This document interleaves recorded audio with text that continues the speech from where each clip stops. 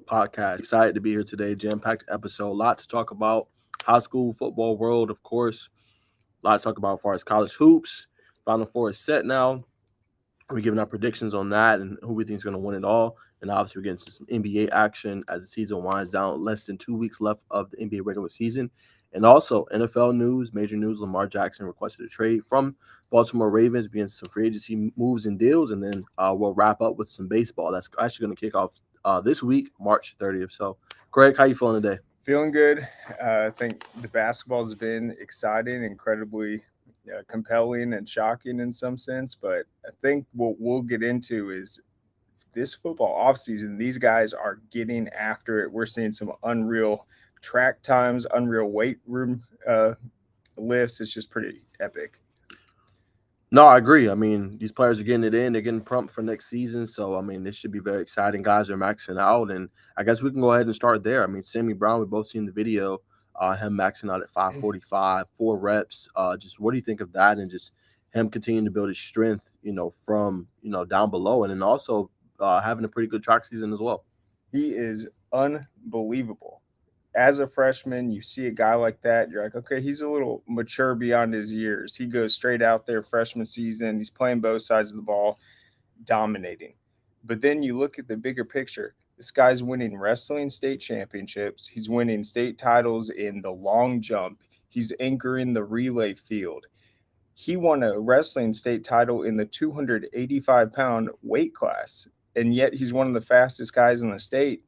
And then you see the way he was squatting 545 for 4 reps, and he could have racked it up after that third one, but he said no. And then you look at the max calculations, 345 for 4.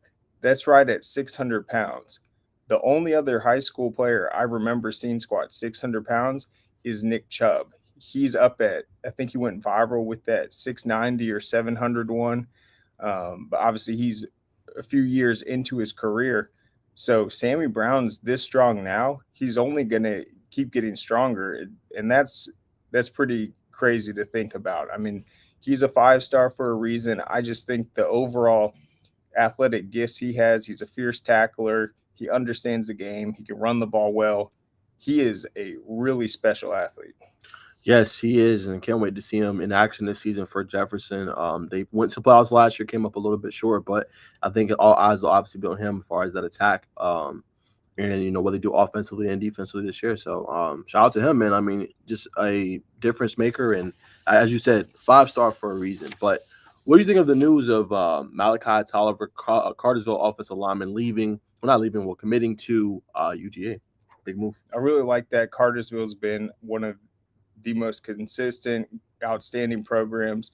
You look at their offense last year, they were lighting it up. He was a huge part of that at the right tackle position. I think he'll go in there, and he's a guy similar to Sammy Brown. You know what you're going to get.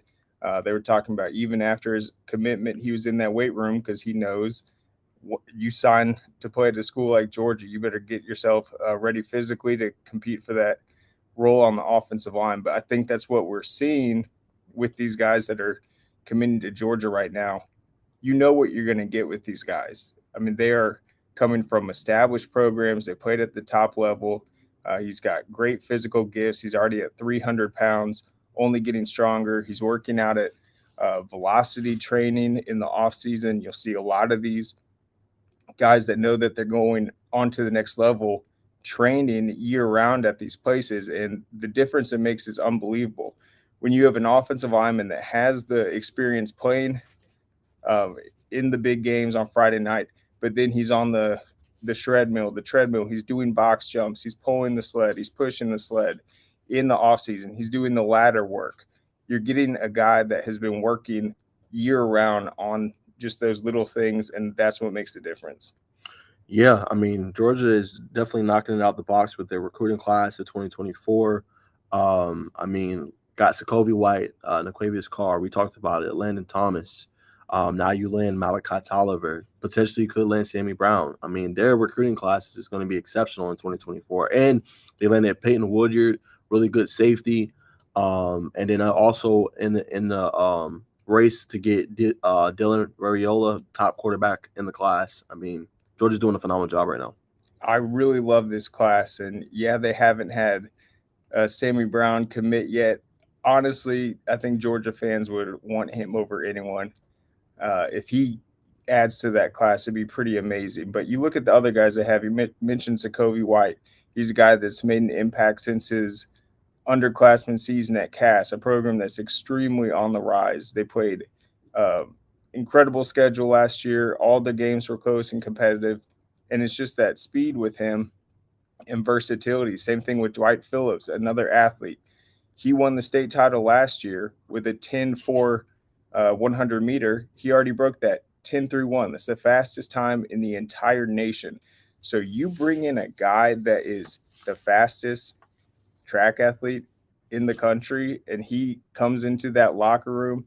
You bring in a guy like Tolliver, who we see what he's done in the weight room. It immediately makes everyone better. Right now, UJ has the number one class of 2024. Not all their guys are from Georgia, but I think they are doing a great job at getting some really exciting players that they know are going to come in and just not only be able to provide a spark on the football field, but just the athletic gifts overall. I think that challenges everyone just in the preparation for the season. For sure. I agree. I mean, they're going to be dangerous. I mean, they already got a good recruiting class 2023. I mean, they're just adding on and getting really top talent. And they're already good at kind of cultivating that talent, growing it, and getting the best out of it. So I think it's just going to continue to add for The them. big question mark with Georgia, though, it's obviously going to be the quarterback. Yeah. I think Yeah. defensively, they're going to be fine. They have all these athletes. They do need to find some new pieces at tight end. Guess what? They secured that in the last recruiting class with those pieces. But Still got I Mark think Bowers. exactly. And Yeah. so I think the depth everywhere is fine. That is the question, though. Who is going to step in that quarterback role? Yeah. Will be one of the more interesting things to watch in the years ahead. Yeah. Is it Brock Vandegrift? Um, is it Beck? Like, who is it going to be? I agree. I mean, that's going to be the real question between those three, and who's going to come out on top and who's going to be their Yep. starter, and how will he plays the start? Because you could see even that one season where they started to figure out, okay, Stetson Bennett's our guy. It was still unknown at that point because they played him, they played two other guys, but they weren't getting that consistent production. So you could even see Georgia pull the plug early if a guy, even if he's the starter, struggling the first couple of games, and they're not able to win. You could see that as well. Yep, and I think that's what they did with Stetson too. It's they never. I mean, obviously they committed later once he gave him that first national title, but even when he was out there, they had in the back of their minds that they had options. Yep. Definitely think we'll see that again. And yeah, they don't really have that question answered at quarterback, but also think they've proven with this formula that they've been able to do. It's you just build a great team, and then hopefully you'll find your guy. Exactly. And last news for high school, Craig brought this up. I seen it yesterday, I got tagged into it. Big move for Sandy Creek, Dylan Darius Smiley, who was the former Central Carroll coach. As you guys all know, their head coach, when they just won the title, he retired. So just what do you think of the move, and what do you think he's going to bring to that team? A team you said there was 0-10 before he left, when he started there, and they even got to 8-4. So what do you think of that move? It's a huge move, and no disrespect to Central Carroll, this is just the facts. They have Carrollton High School right next to it.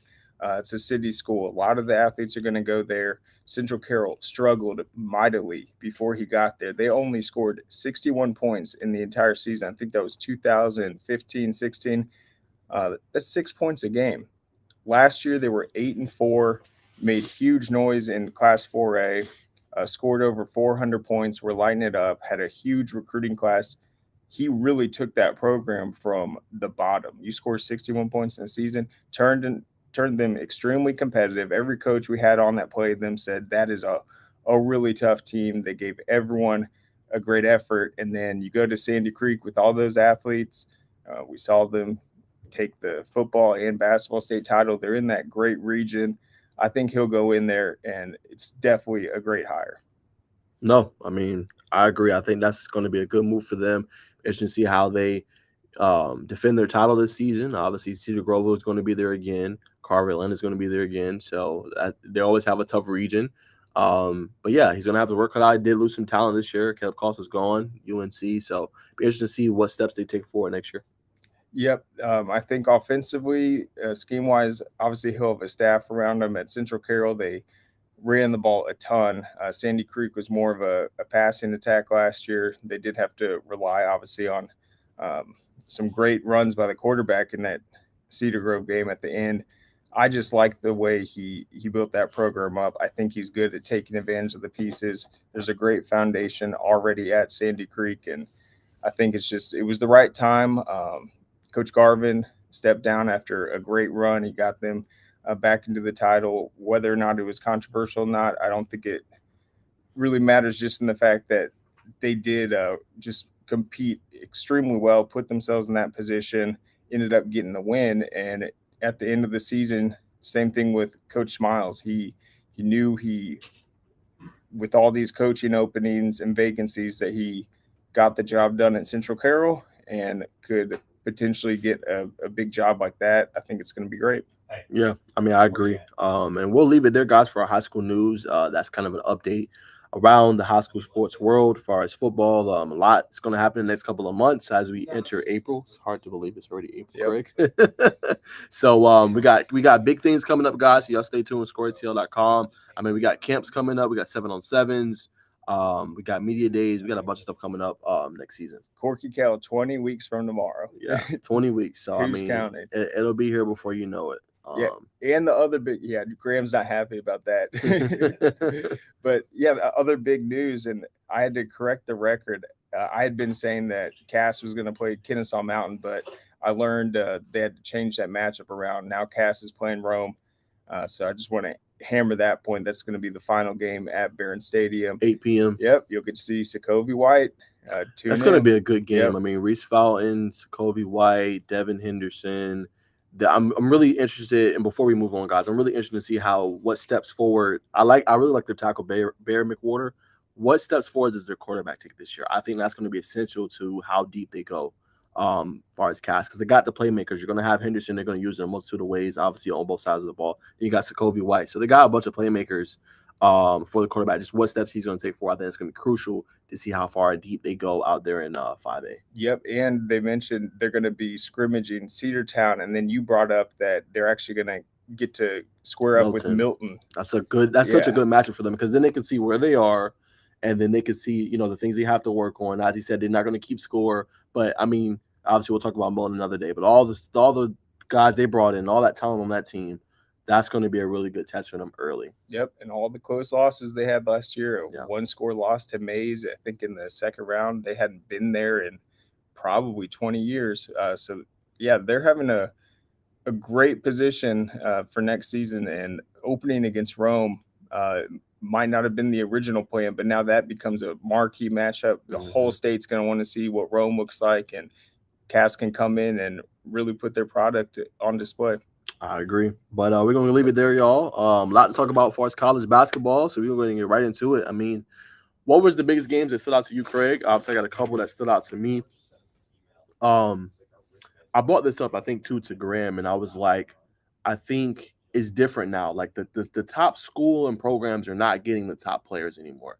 Either they're going – I mean, you're seeing it more this year, obviously, in the 2023 class with Isaiah Collier going to USC and things like that, and then they're getting Ayrton Page and then Stephon Castle going to UConn. But more and more you're seeing guys go the G League Ignite route or going to the G League in general. Like you see the Scoot Hendersons doing that. You've seen the Jalen Green's doing that, right? You're seeing those kind of players, or the Jonathan Kaminga's doing that. So just what do you think overall of that? And, do you think it's hurting the college basketball game? Because we saw the comments about what De'Aaron Fox, who played for Kentucky, what he said, that it's unwatchable almost in a sense. But what do you think of that?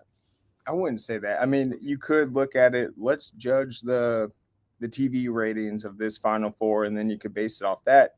I mean, I think it's been exciting. People obviously aren't happy with their brackets right now, but at the same time, it has been interesting. And I think what stands out, just what we've seen so far, it's teams are winning in, I'd say, distinct ways that you didn't really see during the regular seasons. Like I looked at the Miami win over Texas. They went to the foul line like 32 times. That wasn't the game plan. That's just something you take advantage of, and that's what you have to do that game. Mm-hmm. Other teams that might struggle shooting in the Alabama game or whatever, then they come out the next round and take better shots and have a big game, a season high, in fact. So it's just about the teams adapting. So you don't really have that super team that everyone's just trying to knock off the ledge Not this anymore. season. Yeah, not at all. Mm-mm. So that makes it exciting. I think fans of basketball, they might say that the quality of play has gone down a bit, um, but I don't know. It's just basketball at the end of the day. I mean, yeah, it is, and I mean, like I said, it's tough, guys, because you got NILs, and what's cool for the players, they're making more money now while they're in college, so some are more even incentivized to stay. A good example of that is Armando Baycock. Like he's coming back to UNC. He's about to make 500,000 just the next year, along with all his endorsements and stuff like that, NIL deals and things like that. But I would say to a degree, yes, but I wouldn't say like it's unbearable. It's a game that's unwatchable. What you're seeing now more so because, like I said, three teams. This is their first ever appearance in the Final Four. You're seeing things like that now, right? The Kentuckys and the North Carolinas and the Dukes, they're landing 5 stars, but not at the rapid rate that they were. They're not landing the Zion Williamsons. They're not landing the Cam Reddishes of the world, or like those really, really top, big recruits as it was before. Kentucky's not having a Devin Booker, Karl Anthony Towns, DeMarcus Cousins all on the same team, right? It's just different now. So, I mean, obviously that comes with it. And like I said, if you want that not to be a thing, it has to be more, I wouldn't say of an incentive, but something more that kind of grabs these players from more taking the college route, right? Because like I said, now you have the G League route. You can go straight out of high school, go there, play there for a year, and then go to the league. So I just think more, maybe like trying to think of a good way to say it. But just like maybe like, okay, hey, if you go to college, you got to stay here for 3 years. That's what I mean more so. Like, you got to stay for 3 years before you can go to the NBA. And you can kind of more sure polish your game. You don't see it as much anymore. Like, everyone called Drew Timmy old because he's 22, which is normal. I mean, you go Yeah, 18, you go 4 years, you're 22 by the time you graduate and you're done with. But everyone calls him old because no one does it anymore. that's interesting. So I remember like with the Fab Five Michigan teams, they would talk about how well when they went there, they wanted to like just have a special team. So even though they didn't all play high school together, they committed together, kind of went in there as a class. You talked about those big Kentucky teams. Do you think that was just something that happened because they just attracted a ton of talent, or was it a coordinated effort where they went there to commit it together? We saw it with Isaiah Collier and Arrington Page, but they were high school teammates. But in college basketball now, our top players from around the country communicating and wanting to go to the same place to make a run. That obviously used to happen.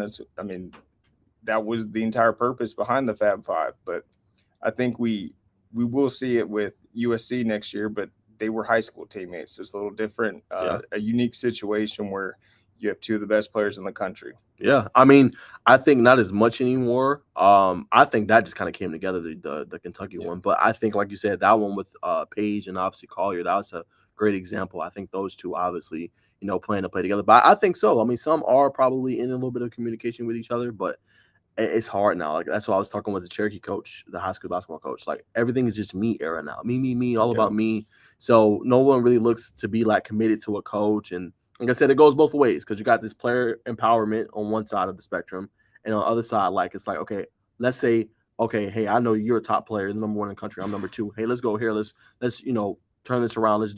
Turn around this program and go here.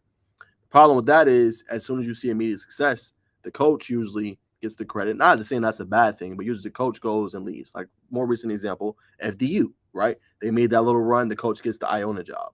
So it's like, oh, I committed to the coach, but now the coach, which is not a bad thing, but Yep. that's what's really going on. If a team does well, coach, it opens up more opportunities. And you're like, man, I committed to this coach for 2 or 3 years. Now he's gone. And sometimes the other coach that comes in may not like your game or may not be a pro or may not like how you do things. So it's always that kind of ebb and flow, I think. Yeah, I think we're seeing it a little bit at Colorado with Coach Sanders, and it's like if he's able to pull that off in football, you'd think it'd be easier for someone to do it in the college basketball landscape, build a super team. Yep. But as you said, it's more of I guess, an individual circumstance thing. But yeah, we haven't. There definitely does not exist that super team with No, all the prospects. I not don't know if those anymore. days are young, but yeah, you used to be able to look at these Kentucky teams come out and you're like, oh, that Dukes. entire starting five is going to go into the NBA next year. Literally, you Yeah, can't it was say that crazy. definitively anymore. Nope. Maybe a couple players on the team, But other games that stood out to me, as you mentioned, Craig, the Miami Texas game. I got to give credit where credit is due. Jordan Miller for them was exceptional. He did not miss a shot, did not miss a free throw. He was perfect from the game, 27 points. He balled out. He played great. I thought Texas had the game won. They were up double digits with about 8 minutes to go. I just thought they weren't getting enough good shots. I think they was taking more forced shots. But I wanted to also applaud Rodney Terry. He did sign the 5-year deal with Texas. I think that's a great signing. He was their interim coach. I thought he did a great job with Texas getting them as far as they got in a really long time. It's going to suck because he's going to lose some players, obviously. But I just think he did a remarkable job. I think they just came up short. I really had them going to the Final Four, and I thought they had a equal opportunity to win it all. But obviously, it's going to be tough going next season. But I think he did a great job with that group and that program. As you mentioned, they beat the Kansas States of the world, the Kansas multiple times. They had a really good season, a really tough conference. Yep, Texas was relevant the whole year. They came up just short. Yep. It's hard to beat a team that goes 28 of 32 from the foul line. And also, I thought Miami just didn't force anything, didn't really turn it over, didn't even shoot that many threes. I think they only made 3 or 4 the whole game. They just attacked, got to the foul line, and then, as you said, made those shots. If you're connecting at that percentage from the foul line and getting there that much, it's just hard to overcome that. So that is why I like Miami just moving forward. But I think that's the biggest difference. Yeah, 28 of 32. That's you don't pretty, get much yeah. better than that. Nope. No, I totally agree. And then, for me, another game that stood out, I was really shocked by the San Diego State upset of Bama. I thought Bama was going to be a team that was going to be there deep as well. But Brandon Miller had a tough game, 9 points, 11 rebounds, but he shot really bad. I think it was one of the worst shooting percentages in tournament history. So tough game for him in Alabama, but that game also stood out to me. And then FAU, they just never waver. Gotta say they are a fun team to watch. They play together. In their last win, they had 4 guys with over double-digit points. So that's a team I think that they were down in that game. Same thing that Miami kind of did. Down the whole game against Texas. They were down the whole game against Kansas State. Rode the ship, never wavered, stayed settled, and when it's time to attack, they got back in the game and won. Yep. Uh, FAU, it's been a team effort for sure. I think the big takeaway in the last game that Vladislav Golden, their 7-1 center, he had a season high 13 rebounds in that game. He's not really your true center. That it's like they got 4 guards out there, and then this just big Russian, 7'1". But yeah, he has 14 points, 13 rebounds. He's dishing out assists as well. So I think they kind of just took advantage of what the defense was giving them. They started to get guys going, and 4 guys in double figures. That's a good combination. But I thought he stepped up and had a bigger impact than he typically has. That's huge for them going forward. If their 7'1" center can keep making an impact like that. And he's not getting in foul trouble. I think most fouls he's had this tournament is 2 in a game. So he's not even having to be that aggressive. Which is a good thing. And like I said, foul trouble usually hurts towards the end. You can't play as aggressive, and then you foul out, and then it makes a strong impact on your team. So we'll see. And to keep it going, my Final Four predictions, I think who's going to be in the title game, I'm going to go FAU and UConn. I like Miami. Obviously, that's one of my favorite teams, but I just think UConn's on another level right now. They haven't really been tested yet in the tournament. They've been, rattling off these double-digit wins and winning by large margins. They just blew out Gonzaga. But I just think they're on another level right now, and I think they're going to win it all. So that's why, guys, my pick. Yeah, I watched the UConn St. Mary's game. I was impressed with that. St. Mary's came out hot. Um, I like him in that one. Jordan Hawkins in the last game, he had 6 of 10 from 3-point range. That was his season high as well. That's a good sign for UConn to have a shooter start to heat up from distance. 6 of 10 is huge. He hadn't really been knocking down those shots previously in the tournament. Uh, will be an interesting matchup, though. So, who are you more confident in, FAU or UConn making it to the finals? I say UConn. That's just me personally. I just think they're on another level right now. And although Miami's really good, I just think if UConn gets a lead like how Texas had, they're not going to surrender that lead. They have, like you said, a really good shooter. They got really good star player. They can get into the paint with ease. Distribute the ball well. I just think UConn's on another level. Yeah, I think UConn. I was looking at their schedule. They had a really tough loss. I think it was to Seton Hall. They were up 40-26 at the half and blew that game. Um, and then lost by 1 point. You look at them since then, I think that was a wake up call in a sense. Every game's been competitive. I think it's good for a team sometimes to blow a big lead like that in the regular season. You get into that locker room, it is, um, yeah, it's time to face the facts and Yeah, really face the come music. together as a team. Say, how did this happen? How did we let that slip away? And I think that was a big turning point for them. They've been unbelievable since. Yeah, I mean, totally agree. Great point. But yeah, we'll see, man. It'll be a lot of fun. It's this weekend. It's at 6:09 p.m. That's the first game, and then UConn and Miami play at 8:49. So it'll be a lot of fun, man. I'll go FAU and UConn. Is that what you picked? Yeah, that's what I Dang it. picked. All right. I'll have to go with Miami then. Yeah, that's what I I'll go picked. with Miami. Will they make more threes? Will they get to the foul line against the big Russian? Who knows? We'll find out. It'll be a lot of fun to watch. Very, very entertaining. But we're gonna leave that there, guys. We're gonna move to our third segment of the show.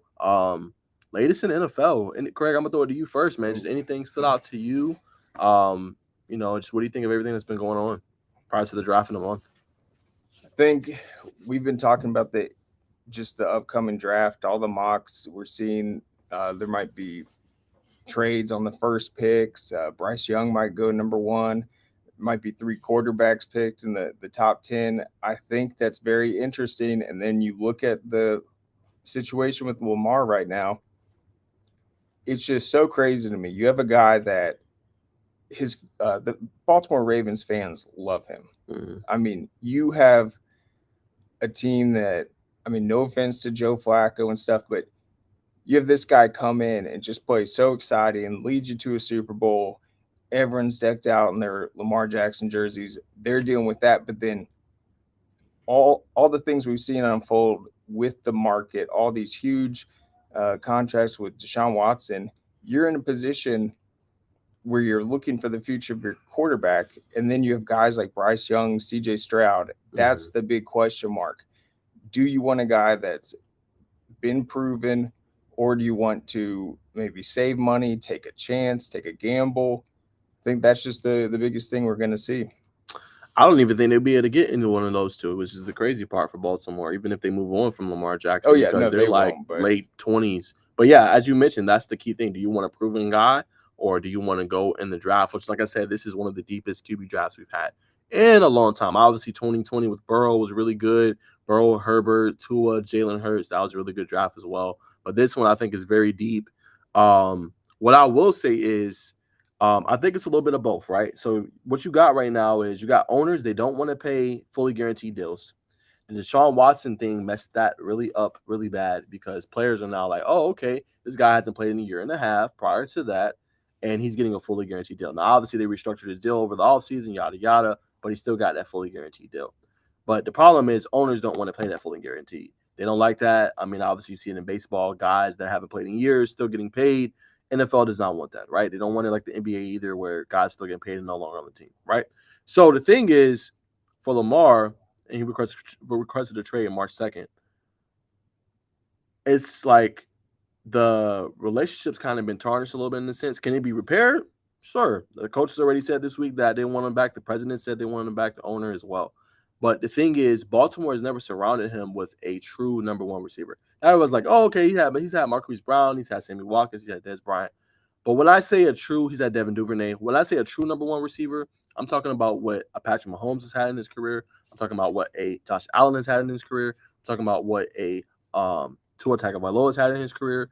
A Justin Herbert. Like, you need a number one receiver. Lamar has yet to say that. Everyone says, "Oh, it's his play style. That's why he's always hurt." But if you look at his game, he's been playing more so inside the pocket, right? He's never had a Tyreek Hill. He's never had a Jalen Waddle. He's never had a Jamar Chase. He's never had I already said Tyreek Hill, sorry. He's never had a Stephon Diggs. He's never had Devontae Adams.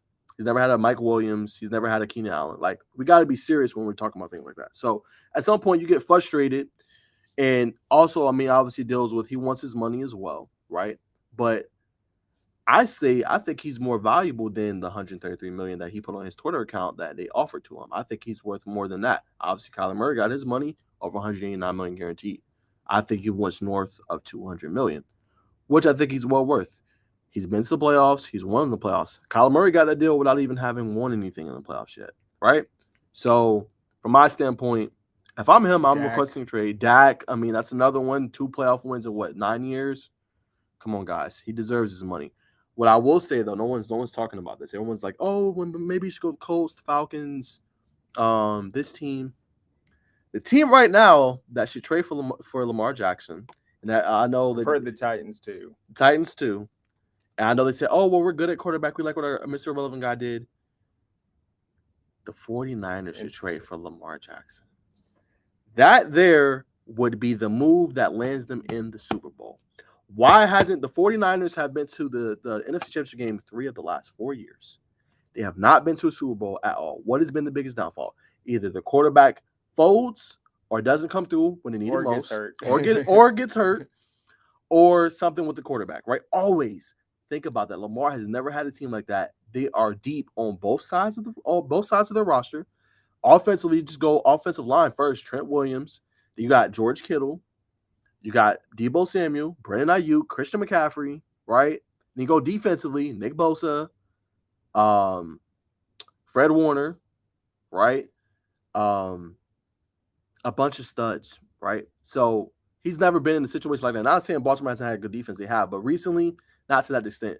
But that would be a team that if I will put it all on the line, and I told Graham the same thing, San Francisco 49ers. I know they like Mark Purdy, but you don't get much better than an MVP quarterback, guy that's 45 and 16 in his starts, 101 plus passing touchdown to 45 interceptions. You don't get much better than that. You want a guy that's going to take you there, that would be the guy.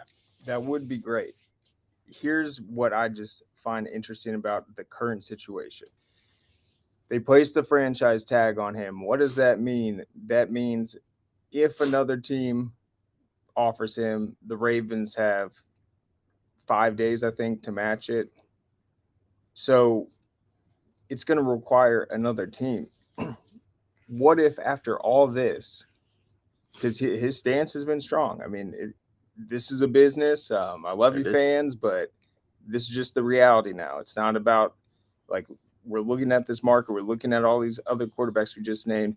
But what if he ends up, I don't know, like doesn't work out this year and then he just signs like a 1-year deal and goes to San Francisco and then tries again next year? It's like that would be crazy. That would Something's gonna happen, something's gonna have to give. Yeah. But right now, he's waiting for a team to make that offer. Baltimore will have a chance to match it, and then we'll see. But if none of that works out, who knows? I mean, we might just see him say, you know what, like, yeah, this wasn't fair. I feel like I still deserve this long guaranteed contract. I'm going to work for it next year. I'm only 26, but this team is going to be really good, and I'm going to prove to you what I'm worth. I don't know. I think we could see a curveball. I really do. I wouldn't be shocked, honestly. I wouldn't be shocked if we did see a curveball. And like I said, at the end of the day, obviously fans love their players, but it is a business. You see teams all the time cut players that are past their prime or that's no longer they think relevant to the team. I mean, you see it every day. You know, Ezekiel Elliott getting cut from the Cowboys. They moved on. They love Tony Pollard. They're going to get another probably running back in the draft. Like that happens all the time. So if you are a player, you can only play for so long, y'all. I mean, he's 26. I mean, obviously, quarterback, you can play a little bit longer, but still at the same time, you got to secure your bag. You got to be able to get it while you're young, you know. So, I mean, I think fans should be cognizant of that as well. Yep. You look at the different types of quarterbacks and what they kind of are signed to the franchise. You have these veterans that are floating around signing these short deals, the Tom Brady's, Aaron Rodgers. Then you have this other class, like the Kirk Cousins. They're just kind of floating around, but also getting massive deals. Then you have these super long contracts with guys that haven't yet won. And it's like he's sitting there entering this market as a guy that his argument is, well, I deserve the top because ABC. But it's like some teams aren't thinking about it like that. You have a veteran floating around where he's like, okay, 1-year deal, 2-year deal. And then I think so he's really going up against all these different types of potential quarterbacks you can bring in. And it's just going to be interesting. I would not be surprised if there's a curveball, though.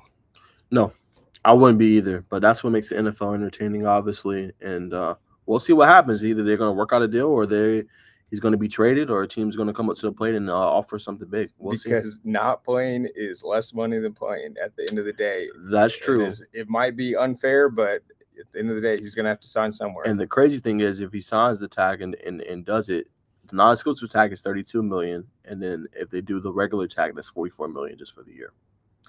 Not bad amount of money to make just for a 1 year deal. And like I said, he could do it, prove it or not. I mean, it's really up to him. And sometimes you get screwed out. Fortunately, like when Dak got hurt, he didn't get screwed out. He still got his long-term deal, even though he got hurt, played on that 1 year deal. So, obviously we'll see what happens. It'll be really, really interesting. But we're gonna leave it there, man. We're gonna move on to some NBA. Regular season coming down to a close. We're gonna actually pull up some standings real quick and then see what kind of Craig thinks about the NBA as a whole. Yeah, the hottest team right now in the longest win streak is actually the Memphis Grizzlies. After everything they've been through right now, they won 9 of 10, 6 straight. So Yeah. I think that's interesting. And then what year did the NBA start doing that, the play-in for the playoffs? That's That was recently. recent. That was. I'm thinking it was close to around COVID. I think maybe Yeah, the I year think you're right. before or prior. That was when the obviously the play-in was real big and things like that. But yeah, I mean the play-in tournament's interesting. We'll go on the East first. I mean right now, obviously you got the Bucks. Them and the Celtics are battling for that one spot right now, both on winning streaks. They're going to play each other, I believe, Thursday. So that team, whoever wins, they're going to get the tiebreaker between those two, which could be big and pivotal down the stretch. You got the Sixers there, Cavaliers, the Knicks, the Nets, the Heat, the Hawks, the Raptors, and the Bulls. What do you think about those standings? I was looking at earlier what stands out. Look at the home records of the Bucks and the Cavs. And there's a distinct difference. And yeah, that tends to be the case. You want to win. That's how you sell tickets in the NBA. Maybe you dress out your players more. You don't rest them. Those games are important. But, I mean, that's a huge difference for how well those teams are playing at home. Home court's going to be massive. Yep. We know how it works in the playoffs. But, yeah, like what the Bucks are doing, I think there's a lot of pressure on the Sixers as well. They've had some tough playoff outings in recent years. They got a ton of talent. They're going to want to definitely have a strong playoff run and not waste all that talent. Yeah, I mean, if they don't make a deep run, I think Doc Rivers is out as the coach. Harden has been rumored to go back to Houston. In a lot of news recently, and obviously, Embiid has been right there in the MVP race the past 3 seasons. So we'll see if he's able to win it all this year. But obviously, yeah, I mean, they're a team that's really talented that's just not been able to go over the hump. So they're going to have to play regardless of who they play first round. They're going to have to play either the Bucks or Celtics in the second round. So they're going to have to be prepared and try to make that kind of that deep run. Yeah, who do you think's the toughest matchup in the East right now, just in terms of the overall starters and who's going to be the biggest challenge in that field? Say Bucks or Celtics. Yeah. Both any one of those teams. I mean, Celtics are deep. They got Al Horford, obviously Derek White, Malcolm Brogdon, Marcus Smart, Jason Tatum, Jaylen Brown. Even though Brown has been in the news recently, doesn't look like he wants to stay in Celtic uniform for a long time. So that'll be an interesting move. See what happens with him and his contract and things like that. But yeah, I think those two teams to me are the class of the Eastern Conference, and I think those are the teams that are gonna make some noise. It could be tough. And obviously the Bucks have gotten it done recently, so yeah, probably the team to beat. But you never know. We'll see if anything shakes up, and I think the play on is going to be important for these teams just to get into that series part of the playoffs and give yourself a chance. Yeah, we'll see if our hometown Hawks can actually make a run. They are right now the 8th, so they would actually play the Heat in the first round of the play-in. They lose, and they would play the winner of the Raptors or Bulls. So we'll see if they can actually make some noise and get in the playoffs as well. Yep. Yeah, that'll be intriguing. But the West, I think, is a little more interesting. I think the East is really top heavy. Those 3 teams that we mentioned up at the top.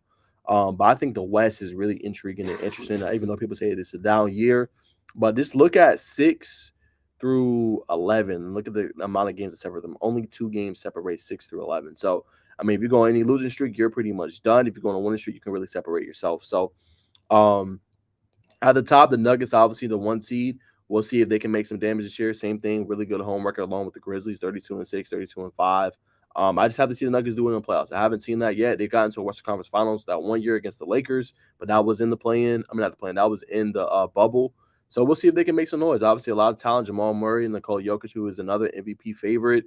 Michael Porter Jr., really good roster and good depth. So we'll see if they're able to make some noise actually this year and really make a run to the finals. But I think number 3 is interesting. Kings. Mike Brown's been doing a really good job there with that team. De'Aaron Fox, the most clutch player in the league right now. You got Shannon Sharp. They got a lot of good players on their team. Domantas Sabonis, Kevin Huerter, former Hawk. So I think they're interested in the Suns when healthy with KD, Devin Booker. DeAndre Ayton's a really good team. I mean, they're interested in the Clippers. Obviously, just lost Paul George. But they're going to be interesting when they get him back along with Russell Westbrook and Kawhi Leonard. I mean, that's interesting. The Warriors right now struggling a little bit. Still I think trying to find their identity. Really good at home. Look at their road record though: 30-8 at home, 9-29 on the road. So terrible road record, That's but crazy. yeah, it's insane. But they're still waiting to see if Andrew Wiggins is going to come back. I think what's going to be interesting for them is the steps forward that Jonathan Kuminga continues to take because he's kind of playing in that Andrew Wiggins role, guarding the best wing player, and then being able to slash and get to the paint and hit down shots. He's going to be very vital and important for them in the playoffs, I think. And then you got the Lakers and Pelicans. Lakers right now, they were actually playing pretty good. LeBron just came back, but they actually lost against the Bulls. So they can't really take too many more losses. They got to start going on the win streak as well. But what do you think? Absolutely. Well, season ends on Sunday, April 10th. I think we're going to see a great next kind of week and a half because that's going to be an exciting play-in for sure Yeah. with those teams that honestly they feel like they can make a big run. They obviously have the proven track record, the star power, like LeBron, all that. But my question is with the Nuggets, like I guess you could argue they're the best team this year just with the win percentage. I'd remember like in a year where the Golden State Warriors are just head and shoulders above everyone else, there would be one team that kind of was their Achilles heel potentially. So who has given the Nuggets probably the most trouble this year, would you say? That's a good question. I say maybe the Grizzlies. Maybe they give them a little bit of trouble. But I mean, that's why I said, I mean, it's hard to say because the West is so wide open. Like there's no Yeah. clear-cut dominant team. Like you may think Nuggets, but I could see the Suns giving them problems. Like who's gonna guard KD, right? Obviously saying who's gonna guard Nikola Jokic. Aiden will be against Jokic. And I gotta look at the Clippers, right?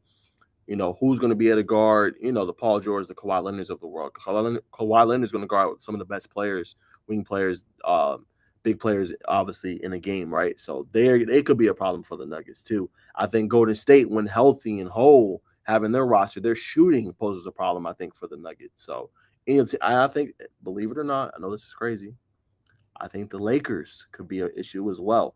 When they're healthy and they got D'Angelo Russell, they got LeBron, and they got AD, and they got the roster they got around them, they could be dangerous too. The problem with the Lakers is AD does not take enough shots. I don't know what it is with when LeBron comes back to the game and he plays. AD in their last game and their loss against the Bulls had 8 total shots. And LeBron's absence, AD was going off for he was averaging like 30 and 14. Yeah. That is the kind of AD they need if they're going to make a run. They cannot have 80 going 15 and 8. No, that's not going to work. 80 has to be the best player. It can no longer be LeBron. I don't know if they need to hash that out. I don't know if they need to talk about it, but AD needs to be the best player on the Lakers if they're going to have any kind of chance. It cannot be LeBron anymore. Yeah, it truly feels like with the West, like these teams kind of all get the sense that it's wide open and have almost been waiting for the playoffs to really hit that full strength. Even look at the Nuggets right now. They're 5-5 in their last 10, but with a 4-game win streak. So that means they basically lost 5 of 6 before that. So that was once they had the top record, they're kind of on cruise control. Will they hit another gear?